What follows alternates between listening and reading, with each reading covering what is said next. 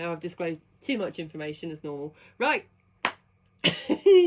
Coach Helen for YouFit Studio, talking about New Year's resolutions. Now, let me start by saying this. I'm not a... 2021, I'm going to start it strong. I'm not a poo-pooer. Well, yeah, but I'm not a poo-pooer about resolutions, okay? They always have great intentions, generally speaking. They're always towards something that is to create something that we really want, right? So we want health and we want happiness. And so, and if that's mental health or physical health, what it is, hey, Ruth, Mauve is in the house. Ew. Right. Sorry, Mauve. Couldn't help myself. So we always have great intentions with New Year's resolutions. Now, there's a couple of things that we do when we approach them, though, that don't quite work. And actually, Ruth, I was present around your one-to-one today because I was like, oh, have I got mine? Oh, I've got mine as well, actually. This would be good. I'll say this now because I've actually written some of mine. Let me get this book out. No, I say this would happen, I get sidetracked immediately. Come and watch my live. I go mad, right? Okay, back on track, right? New Year's resolutions are always positive. They are always to create something good, something positive, something that's going to enhance our lives, right? That's how we always approach it. It's never something negative, right? Nobody says, my New Year's resolution is to be poor by this time next year, or my resolution is to be literally working 30 million hours a day. I can't wait. I'm only working 10 now. I mean, I could be working 35, right? Or I really want to be knackered. In 6 months' time, I want to be exhausted. I want to be the most unhealthy I've ever been. Thank you, please. Nobody ever says that, right? So they always have great intentions. So why don't they work, right? Why? Now count them, because I'm going to count them because I'm going to use my fingers. We're about there. 3. 1, 2, 3. Always good to check. 3 reasons, right, why resolutions don't actually work the way we do them, right? So first things first, we make them quite unachievable, don't we, sometimes, right? So we make them unachievable, and we set them now with some... No, I'm going to lie. I'm going to be nice about it. We set them with very little structure or understanding of when a goal is to start and end, right? So people go generally like, by the end of the year, I will have... I love that. I love it like that. By the end of the year, I will have ... Now it's I'm not poo-pooing a goal, right? I'm not poo-pooing a goal. Goals are good, right? Goals are good. Love goals. When they're unachievable, though, when we set them to be unachievable, guess what? They do become unachievable because we put them at such a high standard, and after the whole year, you just have no way of knowing if you're making progress, right? So if you're like saying, I want to, let's use a good one. Oh, let's just go for a massive weight loss. I want to lose 40 kilograms by the end of the year. Well, it's January. That's a long way off. Now I'm using weight loss, but you could actually do it to any part of your life and say, well, my New Year's resolution is by the end of the year, I only want to be part-time because I don't need to be there at work, right? That's a great goal. But still a long way off from what's in between, right? Or what's another good one? Want to be in a relationship by the end of the year? Or to go full hog, I want to be married. I love those ones. I want to be married by the end of the year. I'm still single at the minute, right? Now that's a hefty goal. Great goal. Again, nothing wrong with that goal. But this, when you set it too high and to the end of the year, chances are you're going to quit before you get there because you don't actually know you're making progress because it's so far away, right? So the thing is about setting goals is that when you don't know there's progress, you don't know you are making progress. So you're not setting something in between to say, actually, I've hit something towards that. Like, I don't know, I want to get married. Maybe I want to download a dating app. A distance dating app. It must exist by now, right? That's like somewhere in between. Like that's an achievement towards your goal. Where's the set point between the start of that and the end of that? There's a massive amount between those two elements, right? Don't worry, I'm going to come with solutions. I'm not just going to poo-poo on everything and then leave it, obviously. Number 2 reason, almost did that the wrong way around. Number 2 reason, there we have 1. I'm starting well here. 2, resolutions don't actually necessarily push us to learn skills. Ooh. Now, why do I say that? Because think of all the examples I've just used that I threw out. I can't remember now because that was 2 seconds ago. 2021. Stars are meant to go on. Like Dory the fish. It's like saying I want to like have one of those end goals, like being in a relationship, and not actually having some kind of skill set or change of skill set to develop something. So it's like saying I want to lose weight. I actually don't know how I'm going to do that. I'm just going to do it. I'm just going to do it. I'm not going to learn anything. There's no skills. I'm not setting up some skill sets in between. I'm not looking at how I'm going to achieve those skills, how I'm going to know that I've developed those skills, what it's going to take for me to learn those things. I'm just going to arrive at the end goal. Right now, I keep saying the end of the year, but some of you may be going, oh, well, I said at the end of the month I'll do X, Y, Z. Okay, but what skills do you need to know or learn between now and then that's going to make that a reality? What is it actually that you need to develop within yourself? What do you need to learn? Maybe it's a skill, or maybe it's something about yourself, but what is it that you need to learn about yourself to give yourself, going back to point one, some sense of movement forward to know that you are making progress towards your end goal? Because again, don't set it too high. Don't set it without a skill or something to learn in between, because therefore it's not achievable, right? So number 3. Number 3, resolutions don't increase accountability often. Now, why do I say that? Because let's go for one I like, because it happens a lot. Let's say you want to quit smoking. New Year's resolution. Hint. If someone wants to quit smoking, they may put it out there they might have written it down privately. They may have maybe told a couple of friends, oh, I think I'm going to quit. Yeah, I'm going to get patches or one of the thingies or thingies or something like one of those things that look like a pen. Yeah, one of those. I'm going to get a patch or something. But the accountability around it once they've said it 3 weeks later is probably non-existent and is dependent solely on themselves, right?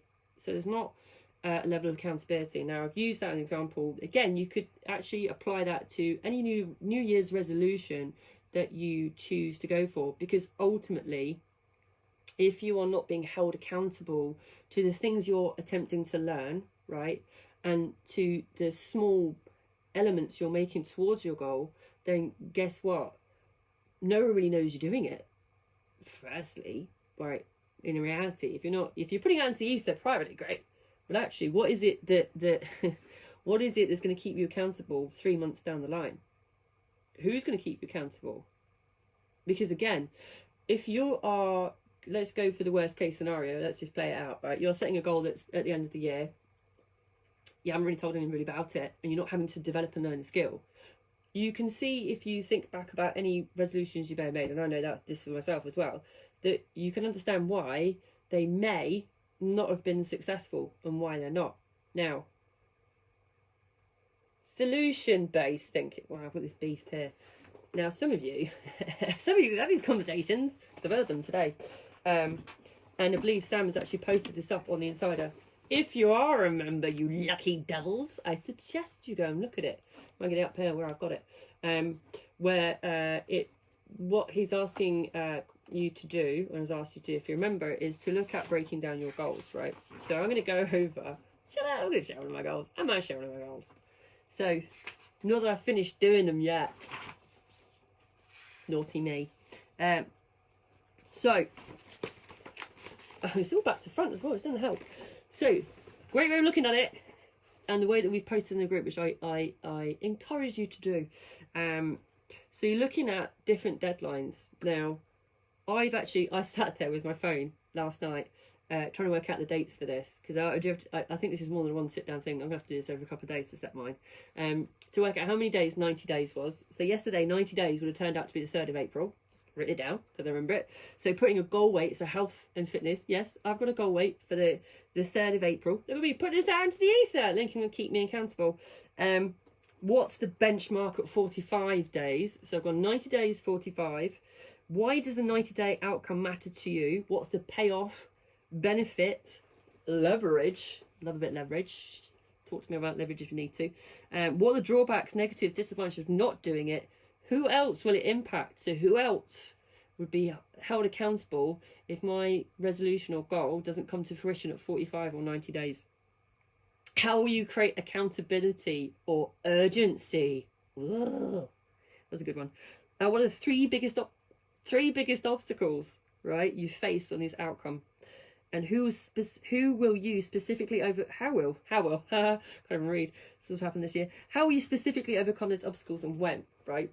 So if you take where we go for a New Year's resolution when it's not structured. Now, it's all well and good to say in a month's time or at the end of the month or the end of 3 months or 6 months, I will have or be or have achieved, right?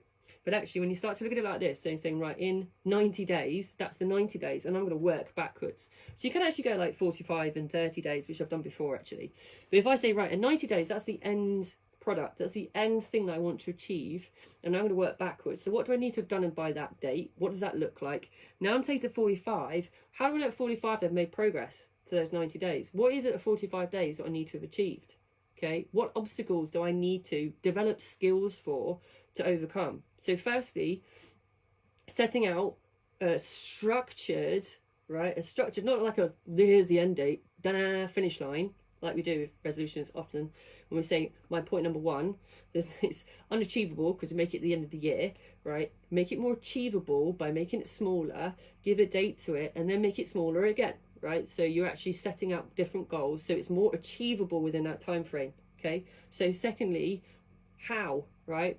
To ask yourself the questions how. So in mine, it's like three challenges I expect to face to get to that 45 days. How am I going to overcome them now? How am I going to plan a skill that makes sure I firstly recognise there is going to be a challenge. Secondly, how I'm going to deal with it. And thirdly, what skills do I need to learn to make sure that my 45-day goal gets hit? So I know my 90 days is a guarantee. Now, however you look at that, if it's a relationship goal, financial goal, health goal, right, it still rings true that format still works. So my point three, how do you increase accountability about it? Well, mine's going to go in Sam's face, probably. Pray for me. Not literally, I'm going to hit him with it, I might. But I will keep myself accountable by ensuring, which I already have, that these are things I need to do, and I'm creating a daily planner. So I stole this off him. I ain't gonna lie. So many clients would have seen this last year that he used. But look at this, daily planner that keeps me accountable. Now this is my choice because, again, I could choose not to continue to do this or choose not to put this on the live, right? Or say I want to be held accountable. But each of us needs to find a way to be held accountable to those goals that you've set in place. Now, if you are a client, you lucky devils, please check out the Inside of Today because Sam's posted it. And actually, I've had a couple of discussions with my clients about it, and equally, if you're going to be doing the challenge with us as well, because I think some of you are watching on the Insta who are or coming to UFit, again, you're starting to create a period of time where there is an end goal in sight. So let's make it smaller during even the 8 weeks challenge, right? But also think about if it's 90 days, what does that look like all the way through? Start to use the skills or start to develop this into a way of actually feeling like you're succeeding. The brilliant thing about this, and we all do this as a coaching team, by the way, as well. We did this through the majority of all of lockdown. All of us, we did 30, 60 and 90-day goals, right? And we inputted them all and we discussed them all. And the great thing is one of the great feedback about it was that you did feel that you're making progress. You do feel like you're making progress when you do it like this. Now, do I think, right? Do I think that this needs to be done in January? No, I don't. Like, I'm going to say this. The New Year's resolutions are generally, they don't work. That's just the name of the live, right? Do not work. No, I don't think they work. Personally, this is a personal opinion, copyright TM, whatever you want to say. Personal opinion, not this of the entire business, is I don't think New Year's resolutions work because people generally approach them in the way I said at the beginning, where it's kind of open-ended. There's no sense of progress. There's no learning of skills to develop towards what you're aiming to achieve, and there's zero to less than zero accountability, certainly past January, realistically, if we think about it. So Do I think that setting up goals in the way that I've described it any time during the year is successful? Yes. Do I think that setting up goals in January like this is successful? Yes. In the way of which I've said I would set it up, and I've set it up for myself, and that clients are being set up with us. Yes, I do, because it's giving a clear pathway and a clear way of developing skills that ensure that you get to where you need to get to. It's defining that, though, that makes it important. It's not making it a vague, open-ended kind of, I will arrive and have everything I want without knowing what it takes or what you need to develop. Because that way, I'm sure, as again, to repeat again, that way disappointment lies, right? If you don't learn those skills and you don't understand you're making movement forwards, right? Important. So, recap. I've forgotten how to count, how to exit a dog, and that's about it. Not really. Although that is also true. Okay, so resolutions don't work. The great intentions, right? They always are positive, constructive. They are there to improve our existence and our lives. I'm not denying that for a second. We never ask for something negative. We never ask for development of something negative. We never ask for bad things to happen, right? We just don't. The reasons why they don't work, though, is that because we make them unachievable by setting the bar either too high or too far away, and with no understanding of what happens between now and then, whenever then is, right?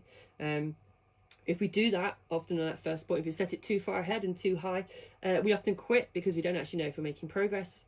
We don't really know. There's no kind of gauge of have I made movement forward. It's just am I there or not, right? That doesn't, moving on to point 2, develop any skills for you. It doesn't challenge you into learning something different. What steps do I have to make to get there? What does it take? What do I have to learn how to do? What do I need to develop to get there?